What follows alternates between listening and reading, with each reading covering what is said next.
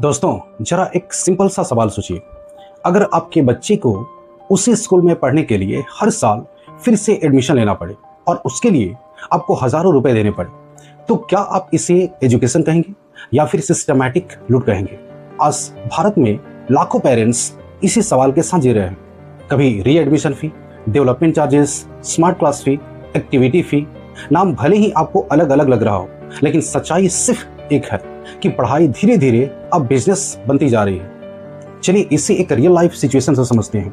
एक middle class परिवार है जहां पिता की सैलरी 25,000 रुपये महीना है। 2 बच्चे प्राइवेट स्कूल में हैं। साल की शुरुआत होती है और फोन पे एक मैसेज आता है कि काइंडली डिपॉजिट री एडमिशन फी 15,000 से 20,000 रुपये सिर्फ एडमिशन के नाम पर। और फिर शुरू होता है असली खर्च।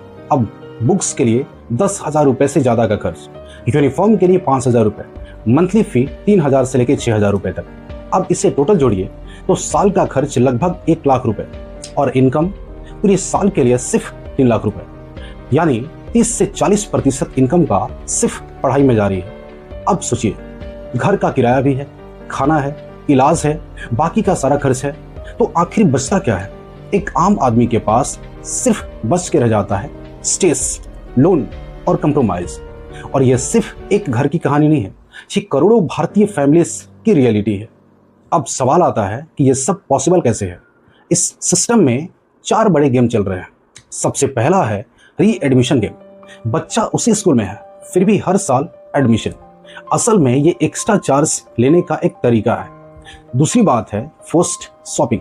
अब स्कूल कहता है कि बुक्स सिर्फ इसी दुकान से लो, यूनिफॉर्म सिर्फ ऑथोराइज्ड वेंडर से ही लेना है, क्योंकि कंपटीशन खत्म हो जाती है और इसीलिए प्राइसेस बढ़ जाते हैं। आप ना ही नेगोशिएट कर सकते हैं और ना ही कोई अल्टरनेटिव को ढूंढ सकते हैं। तीसरी बात है हिडन चार्जेस। अचानक आपको एक लिस्ट पकड़ा दी जाती है जिसमें कंप्यूटर फी, एनुअल चार्जेस, मेंटेनेंस, एक्टिविटी फी। अब पेरेंट कंफ्यूज्ड होते हैं। स्कूल बहुत पावरफुल है। चौथी बात है आर्बिट्रेरी फी हाइक। बिना रीजन फी बढ़ा दी जाती है, कोई प्रॉपर एक्सप्लेनेशन नहीं दी जाती है। कई रिपोर्ट्स में 30 से 50% तक हाइक देखा गया है। मतलब साफ है, सिस्टम ऐसा बना दिया गया है जहां पेरेंट के पास कोई ऑप्शन ही नहीं बचता। अब सबसे डेंजरस पार्ट प्रेशर होता है। सोचिए, अगर स्कूल आपको बोले कि फी नहीं दी तो एग्जाम में बैठने नहीं देंगे, एडमिट कार्ड को रोक देंगे, टीसी दे देंगे, तो एक पेरेंट क्या करेगा? क्या वो लड़ेगा या चुपचाप पैसे देगा? ज्यादातर लोग चुप हो जाते हैं, क्योंकि बात पैसे की नहीं है, बात बच्चे की फ्यूचर की है।